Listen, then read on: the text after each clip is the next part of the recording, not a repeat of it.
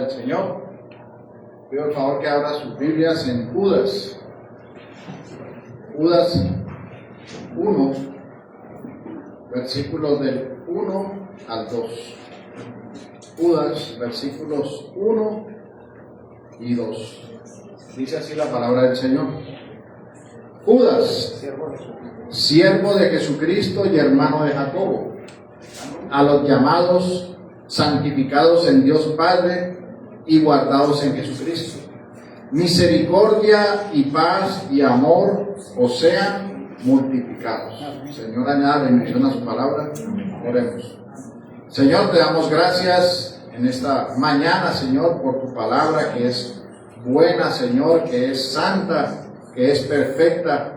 Tu palabra, Señor, que transforma, que nos ilumina y nos guía para que podamos caminar en la verdad que tú has establecido para la gloria de tu nombre, Señor.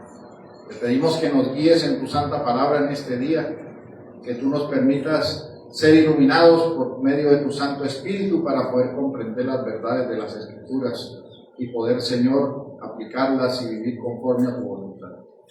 Te damos gracias en el nombre de nuestro Señor Jesucristo. Amén. Amén. Pueden sentarse, hermanos. En esta mañana iniciamos una serie de sermones expositivos acerca del libro de Judas. Recuerden que ya terminamos Colosenses. Vamos entonces ahora a estar, mientras el Señor nos lo permita, estudiando acerca del libro de Judas.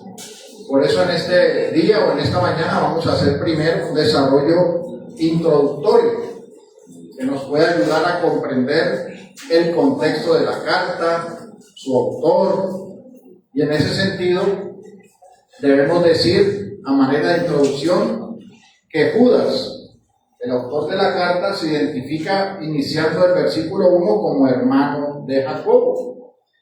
Ahora, ¿quién era Jacobo? Jacobo era el líder de la iglesia de Jerusalén, conforme usted lo puede leer más adelante en Hechos 15, y era el medio hermano de nuestro Señor Jesucristo. Ahora, por lo tanto, Judas también era medio hermano de nuestro Señor Jesucristo. Esto lo podemos ver nosotros en Mateo, capítulo 13, versículo 55. Dice así la palabra. ¿No es este el hijo del carpintero? ¿No se llama su madre María y sus hermanos Jacobo, José, Simón y Judas? Y dice también la palabra en Marcos, capítulo 6, versículo 3. Un texto paralelo dice, ¿no es este el carpintero, hijo de María, hermano de Jacobo, de José, de Judas y de Simón? ¿No están también aquí con nosotros sus hermanas? Y se escandalizaban de él. Entonces vemos nosotros que Judas, hermano de Jacobo, era medio hermano también de nuestro Señor Jesucristo, el autor de la carta.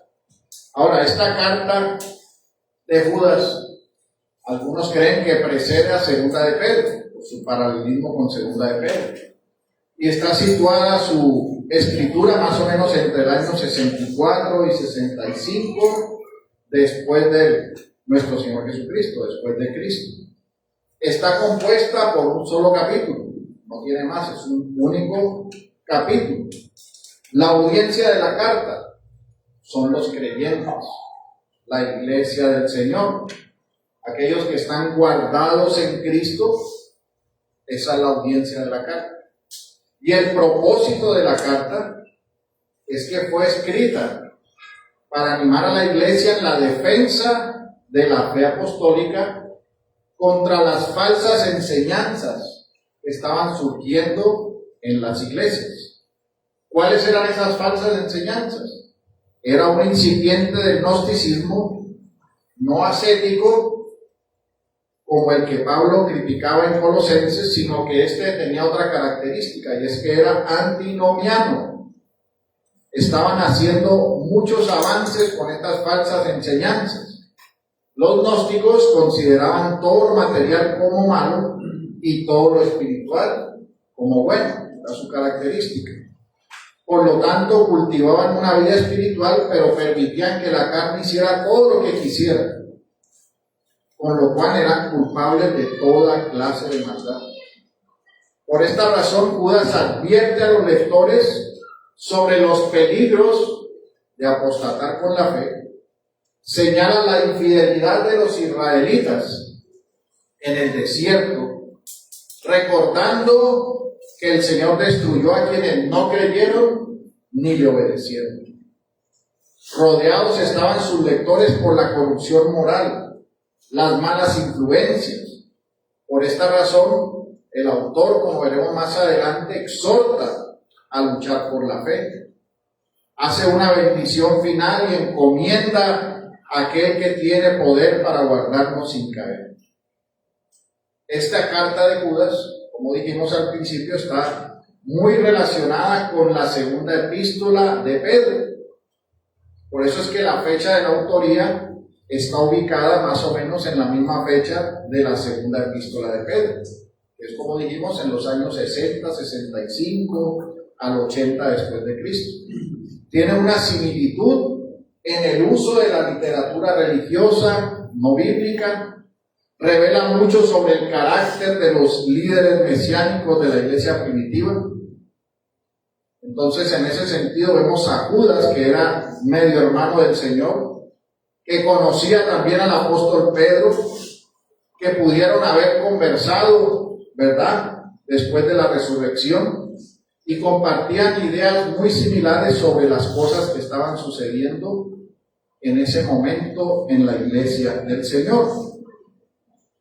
Esa es la razón por la que en ambas cartas usted puede mirar que se habla acerca de las doctrinas que estaban acechando la iglesia.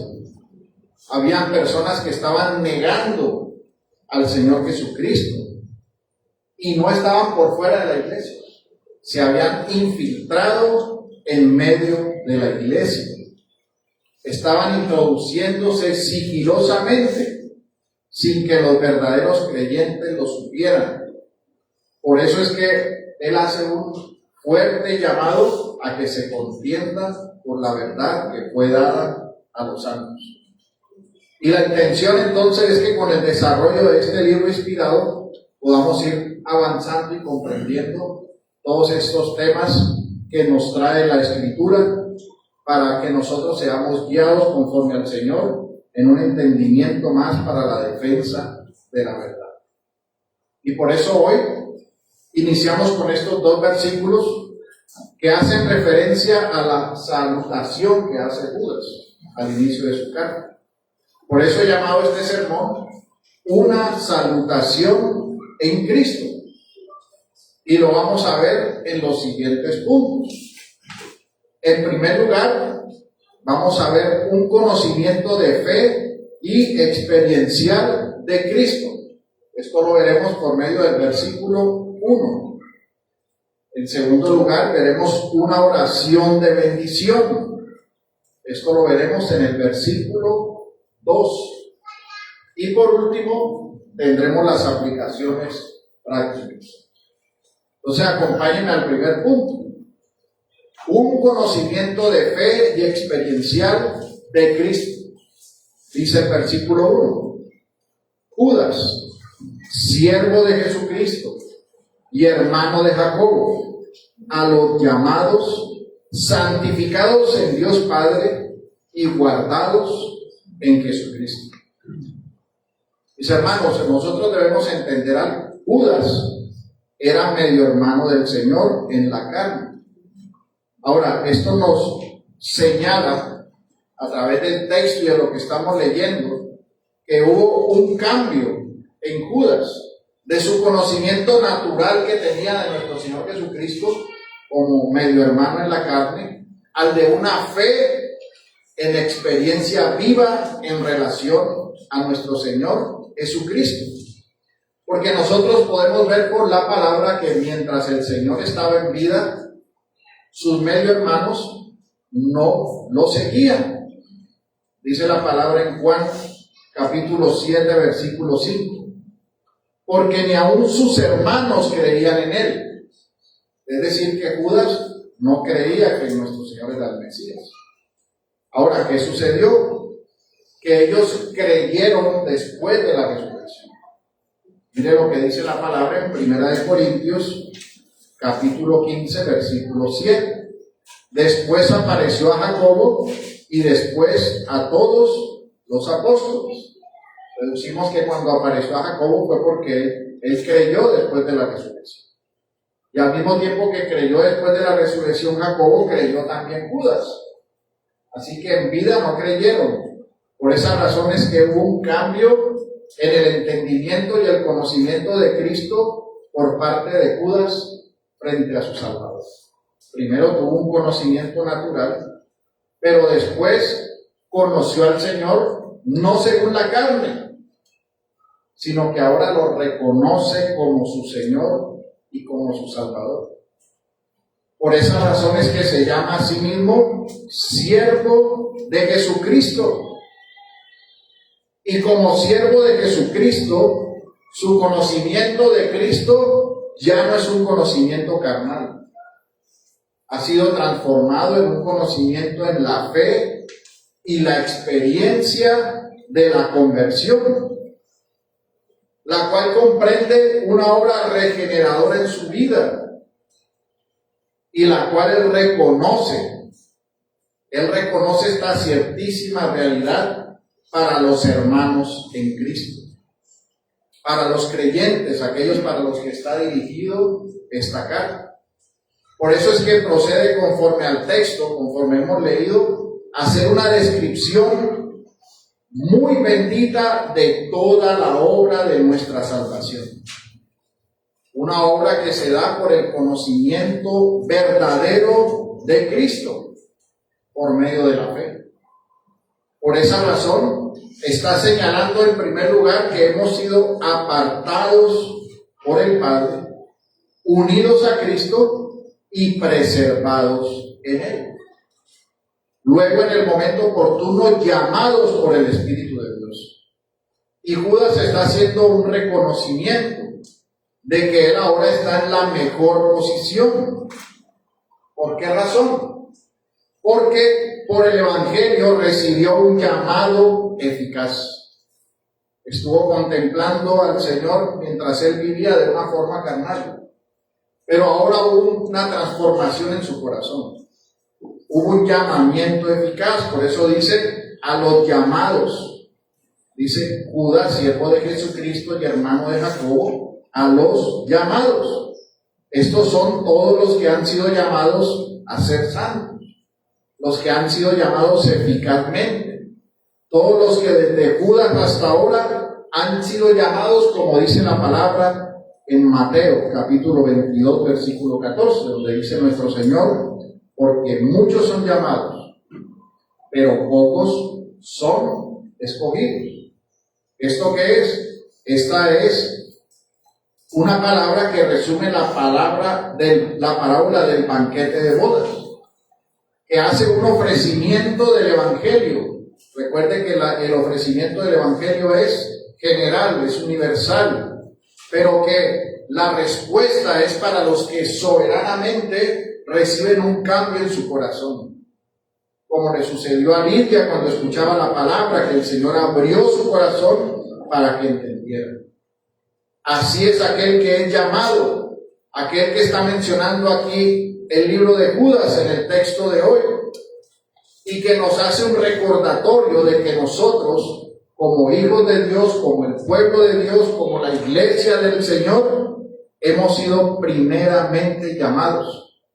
Mire lo que dice la palabra en 1 Corintios, capítulo 1, versículo 9. Fiel es Dios, por el cual fuiste llamados a la comunión con su Hijo Jesucristo, nuestro Señor. Un llamado que se hace por medio del Evangelio. El Evangelio que es la verdad en nuestro Señor Jesucristo. Y después de llamados, fuimos transformados. Porque ese llamado eficaz y soberano tiene una particularidad en la naturaleza del hombre, y es que lo saca de una vida de muerte, de una vida de delitos y pecados, a una vida nueva en nuestro Señor Jesucristo. Y al sacarlos de esa vida de muerte, al sacarlos de ese lugar donde están condenados, donde están esclavos, atados a su pecado, entonces son apartados para Dios.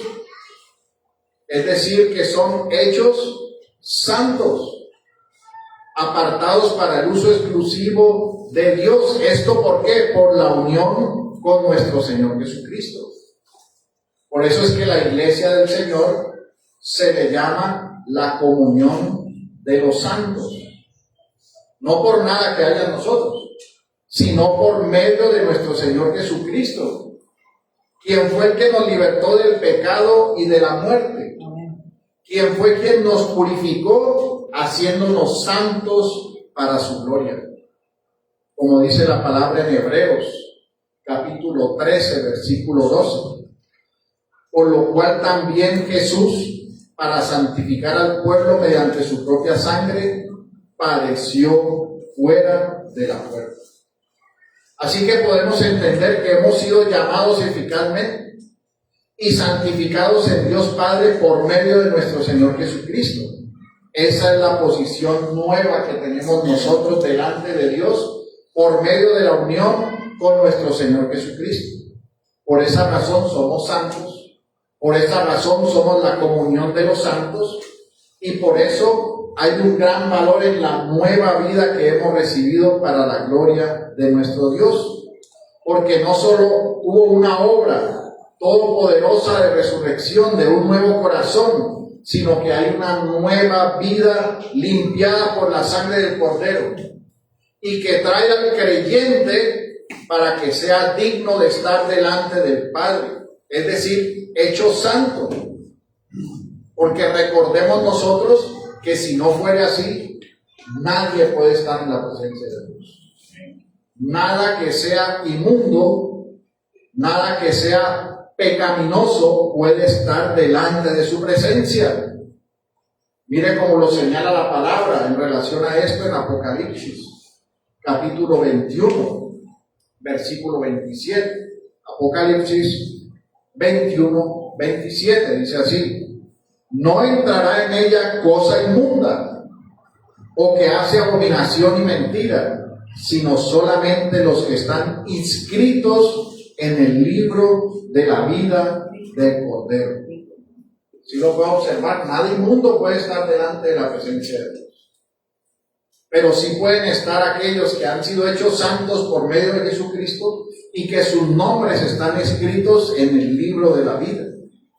Aquellos que son santos por el llamado que hizo que el nombre de cada uno fuera escrito en el libro de la vida.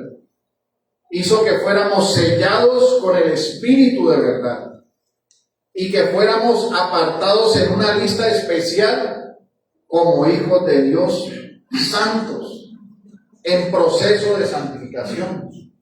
Como dice el himno, cuando allá se pase lista, estará nuestro nombre si hemos sido salvados, si hemos sido llamados, si hemos sido santificados, estará escrito el nombre en el libro de la vida. Y habrá una respuesta en este tiempo de todos aquellos que han sido llamados y que han sido hechos santos, en que tendrán un proceso de santificación. Es decir, una vida diaria que debe buscar la mortificación del pecado y alejarse del mal que le asedia, con el fin de que pueda brillar Cristo bajo la luz resplandeciente de la verdad, con el fin de que pueda mostrar a Cristo y el Evangelio de la verdad. Y mire que el texto nos señala que no solo somos llamados, no solo somos hechos santos, sino que hay una promesa de que nunca seremos abandonados ni caeremos del estado de gracia recibido. Porque como dice el texto, en Cristo somos guardados. Así que nada nos puede separar del amor de Dios que hemos recibido en nuestro Señor Jesucristo. Como bien lo señala la palabra en Romanos, capítulo 8, versículo 38. Por lo cual estoy seguro que ni la muerte, ni la vida, ni ángeles, ni principados, ni potestades, ni lo presente, ni lo porvenir, ni lo alto, ni lo profundo ni ninguna otra cosa creada nos podrá separar del amor de Dios que es en Cristo Jesús, Señor nuestro. Y mire este texto en paralelo con las palabras de nuestro Señor Jesucristo en Juan capítulo 10, versículo 27. Mis ovejas oyen mi voz, y yo las conozco y me siguen, y yo les doy vida eterna y jamás perecerán, y nadie las arrebatará de mi mano. Mi Padre que me las dio es mayor que todos, y nadie las puede arrebatar de la mano del Padre. Yo y el Padre uno somos. Mi hermano, esto es una promesa de que cada creyente está guardado para siempre en Cristo. Nada nos puede separar de lo que el Señor determinó para guardarnos. Nadie puede arrebatarnos de la mano del Señor. Así que debemos entender que estamos guardados en Cristo y que esa guarda que tenemos es desde ahora y por la eternidad. Por lo tanto, podemos ver a través de este texto que Judas comprendía su llamado especial, su llamado que cambió de ser un conocimiento carnal a un verdadero conocimiento de Cristo por un llamamiento eficaz. Comprendía su santidad, la cual anima a la iglesia que la comprenda también, y entendía que estaba preservado en Cristo, que sería preservado hasta el fin y tendría una perseverancia por estar guardado en nuestro Señor Jesucristo. Así en esta mañana nosotros debemos entender que todas estas palabras son para la iglesia de Dios. Y por esa razón estamos nosotros claros de que después de ser llamados santos, guardados en Cristo, estaremos con Él por la eternidad. Esto nos lleva al segundo punto, una oración de bendición. Dice el versículo 12: misericordia y paz y amor os sean multiplicados. Una vez que hemos entendido, conforme lo dice la carta de Judas en el versículo 1, que nuestra unión con Cristo hemos sido llamados, santificados y guardados, ahora el autor pasa a hacer una oración de bendición, pidiendo que 3 aspectos específicos crezcan y sean multiplicados en la iglesia del Señor, en la vida de cada uno de los creyentes. Estos son la misericordia, la paz y el amor. 3 virtudes que son directamente proporcionales a la nueva vida en Cristo, que son directamente proporcionales al llamamiento eficaz a una vida que procura la santidad. Bendiciones que solo pueden recibir aquellos que son de Dios, aquellos que son de Cristo. Como bien lo dice el Salmo 119, versículo 132, dice así: mírame y ten misericordia de mí, como acostumbras con los que aman tu nombre. Solo los que aman al Dios vivo pueden recibir estas bendiciones. ¿Y quiénes son los que aman al Dios vivo? Los que guardan sus mandamientos. ¿Y quiénes pueden guardar sus mandamientos? Los que son nacidos de nuevo en Cristo, toda vez que ningún hombre natural puede ni anhela amar al Dios vivo. Puede amar muchas cosas, puede amar aún su pecado, pero nunca puede amar al Dios eterno, a menos que haya una obra en el corazón y que éste pueda ser hecho de carne. Por lo tanto, la petición que está haciendo aquí Judas es una petición que es para los hijos de Dios, para los santos, para la iglesia del Señor. Y su anhelo de lo que quiere que sea multiplicado en su oración inicia con la misericordia. Ahora, ¿a qué hace referencia la misericordia? La misericordia es un atributo divino de la naturaleza de nuestro Dios. La palabra nos enseña que nuestro Dios es rico en misericordia, en Efesios capítulo 2, versículo 4.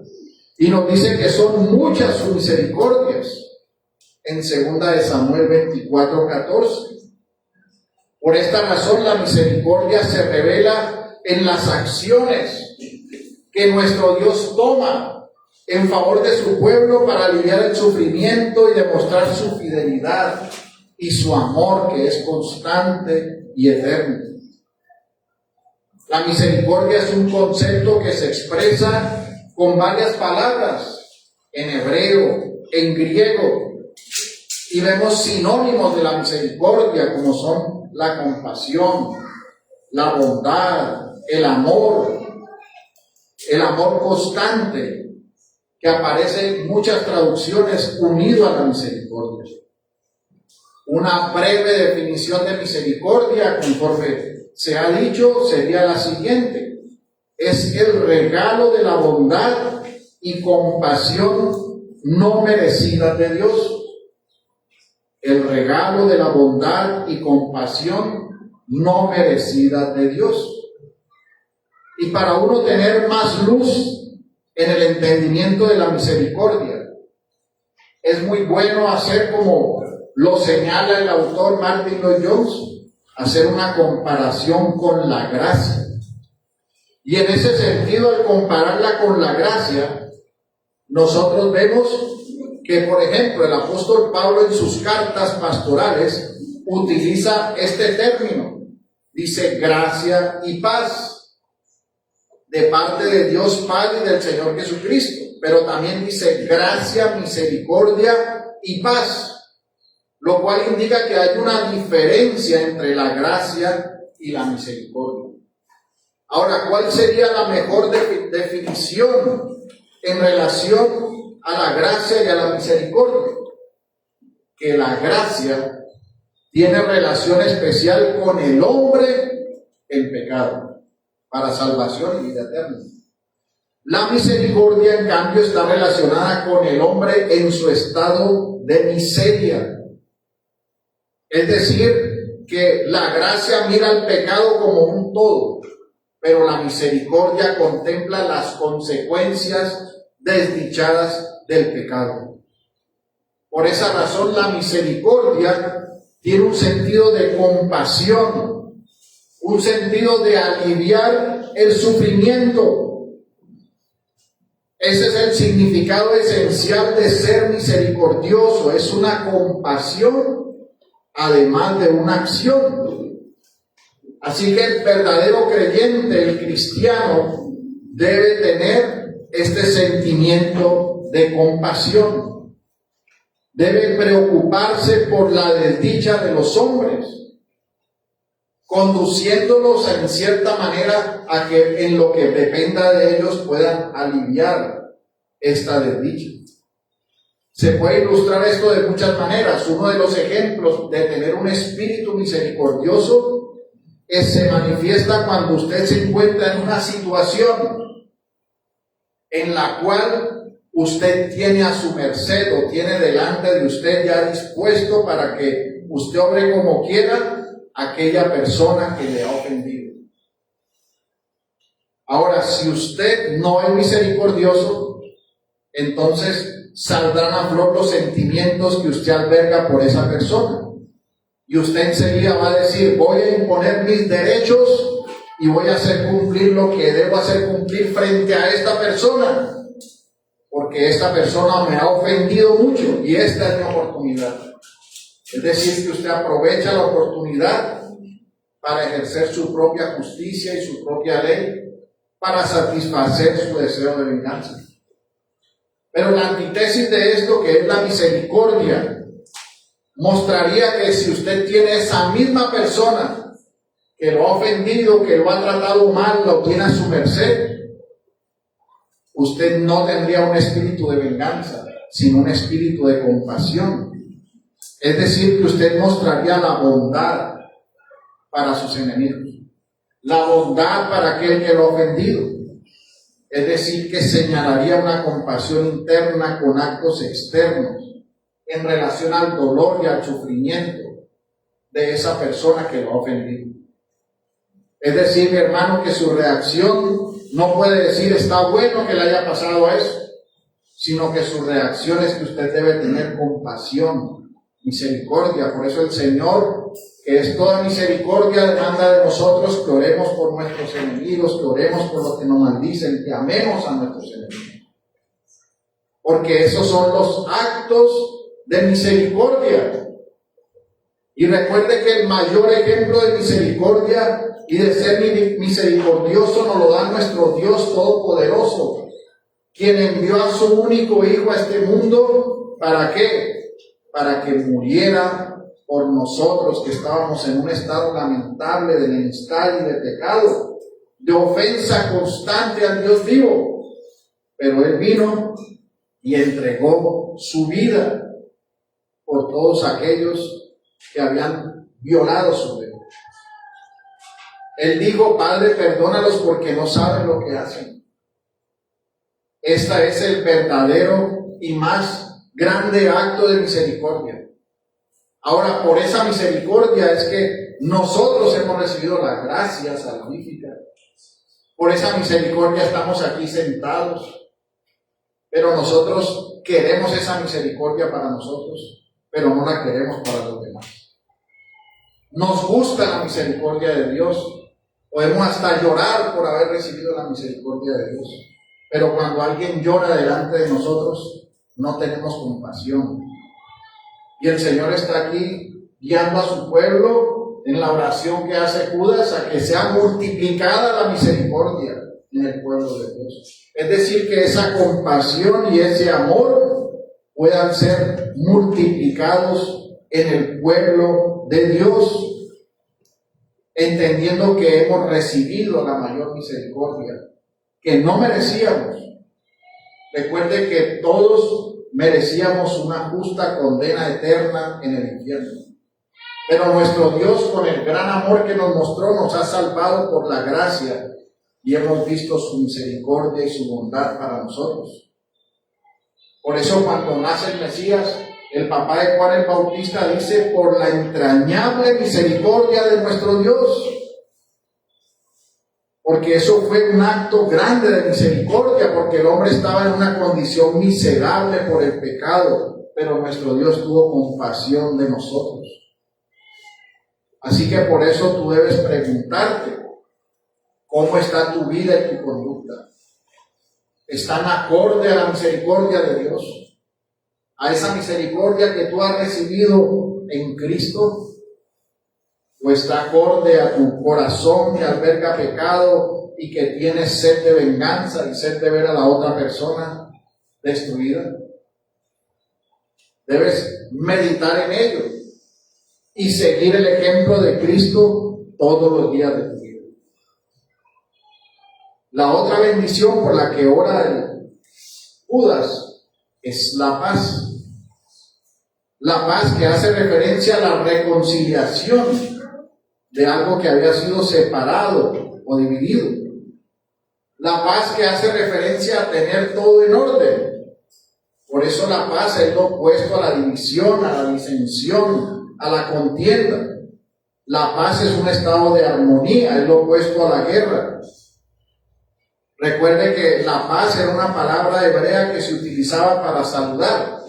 Ellos decían shalom, que significa paz contigo. Porque la paz es un estado ausente de perturbaciones externas. Es un estado pacífico en el alma. Porque la paz implica salud, bienestar, bendición. Como dice el autor John Eadie, la paz es el equivalente griego del hebreo shalom, un término que significa, que su significado es familiar y es muy hermoso, que incluye toda bendición, todo bienestar, toda fórmula de cortesía. Y nuestro Señor, ¿qué nos dijo? Dijo: la paz os dejo. Dijo: la paz os dejo. Pero el Señor no lo dijo en una forma de cortesía fría o formal como hace la gente. No, Él dijo: no como el mundo la da. Es decir, que la palabra denota una bendición espiritual que mantiene el corazón en un estado de dichosa paz. Y esa es una bendición que nosotros hemos recibido en Cristo, porque Cristo es nuestra paz, porque Cristo nos da la paz que sobrepasa todo entendimiento, porque en Él hemos sido reconciliados frente al Padre por su obra salvífica, porque ahora nosotros tenemos paz para con Dios, como dice la palabra. Y Judas está diciendo que nosotros seamos multiplicados en esa paz, que mostremos cómo confiamos, cómo dependemos, cómo descansamos en paz frente a todas las circunstancias que debemos enfrentar día a día. Tenemos luchas, aflicciones, situaciones por nuestro pecado, pero debemos confiar que podemos acercarnos al Dios vivo, que hemos sido reconciliados, que tenemos paz, no como la del mundo, sino como la que el Señor nos da. Una paz que tendremos con Él por la eternidad. Y la última de las bendiciones por las que ora Judas, que sean multiplicadas, es el amor. El amor, haciendo referencia a un amor incondicional y sacrificial, que es el amor que nuestro Dios es. Dios es amor. Pero nuestro Dios muestra su amor, y nuestro Dios nos comunica y nos capacita en su amor. Este amor de nuestro Dios es un amor voluntario, un amor que fue dado en humildad en Cristo. La forma más elevada de amor es el sacrificio de nuestro Señor Jesucristo en la cruz. No es un amor que está motivado por una apariencia superficial o por una atracción emocional o sentimental. No, es un amor de autosacrificio. Es un amor que brota del corazón ante la preciosidad del ser amado. Esta es la idea inherente a la proclamación del Padre: este es mi Hijo amado. Es el amor que se manifestó en la cruz en el Calvario. Es el amor de Dios y es el amor de lo que nuestro Dios es. Es el amor divino que ha sido infundido en nosotros, de modo que ahora somos del Señor, amados, y que ese amor es fuente de una vida práctica, de una vida espiritual en Cristo. Como dice la palabra en Romanos capítulo 13, versículo 10, el amor no hace mal al prójimo. Por tanto, el amor es el cumplimiento de la ley. Así que, mis hermanos, Judas escribió en una forma inspirada una oración de bendición, que se multiplicaran estas virtudes que hemos mencionado. Así que en nosotros también esa debe ser una oración y una práctica para que estas virtudes sean multiplicadas, esta virtud de la misericordia, de la paz y del amor, que se multipliquen en la iglesia del Señor, en el pueblo del Señor, para la gloria de nuestro Dios. Esto nos lleva al tercer punto, las aplicaciones prácticas. Ya hemos entendido, mis hermanos, el llamado que hemos recibido, la santidad que hemos recibido en Cristo, el ser guardados en Él. Hemos entendido un poco más las profundidades de las bendiciones que el autor está pidiendo en el texto inspirado. Y como aplicación práctica podemos decir en primer lugar que nosotros debemos ser muy agradecidos. Muy agradecidos por la salvación tan grande que hemos recibido, la cual, como nos recuerda hoy la palabra, no proviene de nosotros, no salió de nosotros. No fue una decisión de nosotros, porque nuestro malvado corazón no podía ni anhelaba siquiera el bien espiritual de nuestra alma. Pero gracias a que hemos sido partícipes de una invitación celestial a las bodas del Cordero, que quedó plasmada con nuestro nombre, que fue escrito en el libro de la vida, ya nadie nos puede separar, nadie puede borrar ese nombre, porque estamos en Cristo y teniendo a Cristo lo tenemos todo. Nada nos puede apartar de su presencia. Por esa razón nosotros debemos dar gracias por esta salvación tan grande y perfecta recibida de nuestro Señor Jesucristo. Recuerde que no la merecía, fue dada por gracia y por su favor. Esto nos deja ver y comprender cuán grande y maravilloso es nuestro Dios, que nos amó y nos dio una vida que no merecíamos. Así que, hermanos, hay que vivir en concordancia, en agradecimiento con esta vida que tenemos en Cristo por la salvación, viviendo una vida que sea agradable delante de Él. Y en segundo lugar, mis hermanos, debemos nosotros crecer en la misericordia, en la paz, en el amor, entendiendo que la misericordia no es como el mundo actual la quiere hacer ver. Porque lastimosamente el mundo actual piensa que la misericordia es ser tranquilo. Piensa que ser misericordioso significa no ver las cosas, o que si usted las ve, se haga como el que no las ha visto. Eso no es misericordia. Esto es peligroso ante mis hermanos. Porque en este mundo donde ya no hay ley, donde no hay disciplina, donde ya no hay justicia, hoy en día se cree que el hombre debe tener libertad absoluta de pensar y de hacer lo que él quiere. Y que el misericordioso es el que se ríe y el que está de acuerdo con las transgresiones y las violaciones que se hacen a la ley de Dios. Es decir, que confunden la misericordia con aquel que está de acuerdo con todas estas cosas, que no le importa, que dice, no, sigamos adelante, sigamos en comunión.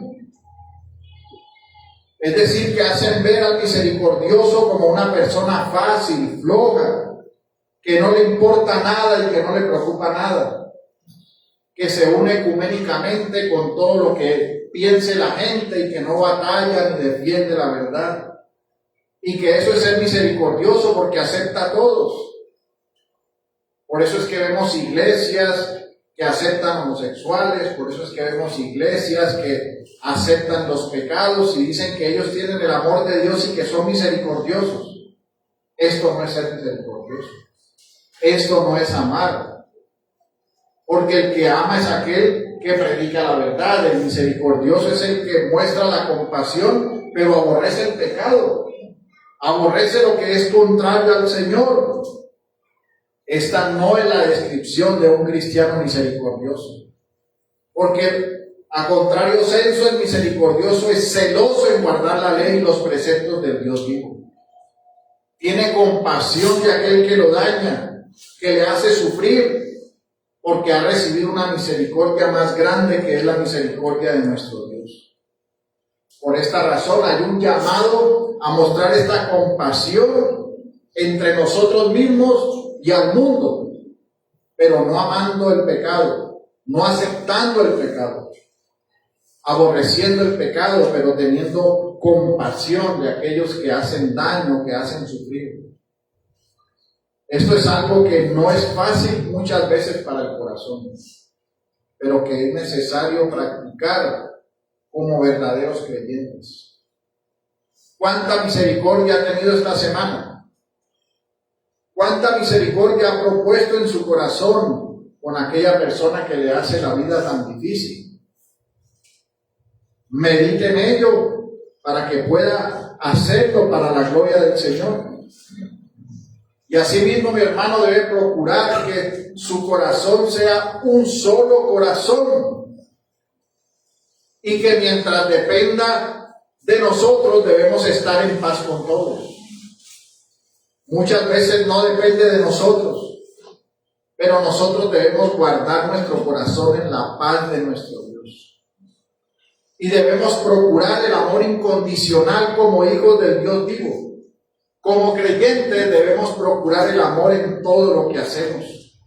Este precioso atributo que se nos ha comunicado debe ser mostrado y señalado como testimonio de que somos hijos de Dios, como testimonio de que amamos su ley y su verdad para obedecerla. Por esta razón, mis hermanos, debemos vivir en pro de ser como Cristo, en quien está de forma pura y verdadera la misericordia, la paz y el amor. Y esto debemos hacerlo para su gloria y alabanza.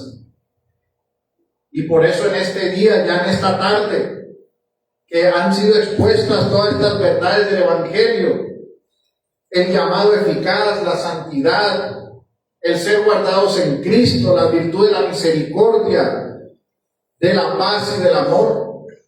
Hoy el Evangelio está haciendo un llamado para vida eterna en Cristo.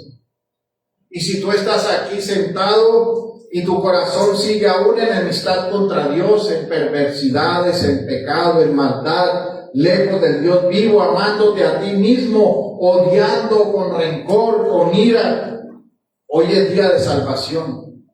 Hoy es día de que tú puedas venir de rodillas delante del Dios vivo y proclamar que Cristo es el Señor de tu vida y venir a Él en fe y en arrepentimiento. Porque de tal manera amó Dios al mundo que ha enviado a su único Hijo para que todo aquel que en Él cree no se pierda, mas tenga vida eterna. El acto más grande de amor es Cristo en el Calvario. Y hay una oferta de salvación para tu vida en el Evangelio. Hoy es día de salvación. Corre a Cristo en fe y arrepentimiento, porque Él es el único camino, la única verdad y la única vida. Y amada iglesia, procuremos entonces nosotros vivir agradecidos por la salvación tan grande recibida, y que en medio nuestro abunde y se multiplique la misericordia, la paz y el amor. Señor nos ayude, hermanos. Oremos. Bendito Señor Dios y Padre nuestro, te damos gracias en este día, Señor, por tu palabra que es verdad. Gracias, Señor, porque tu palabra nos recuerda las verdades esenciales del Evangelio. Nos recuerda la verdad de que un día fuimos llamados eficazmente, de que hemos sido hechos santos, y de que en ti estamos guardados por la eternidad. Te agradecemos, Señor, por guardar nuestra vida, por no dejarnos caer, Señor, y sostenernos todos los días de nuestra vida. Y te pedimos que multipliques en nosotros, como tu pueblo, como tus hijos, el hacer misericordia, el mostrar la paz y el amor que hemos recibido en ti, Señor. Guíanos, ayúdanos, Señor. Perdónanos por todo lo que hemos dejado de hacer o de ser, pero ayúdanos, Señor, en la esperanza que tenemos en ti, de que podamos ser transformados para que todas estas virtudes sean una realidad en nosotros, Señor. Te damos gracias, bendito Salvador, en el nombre de nuestro Señor Jesucristo. Amén. Amén. Bueno, mis hermanos, damos por terminado nuestro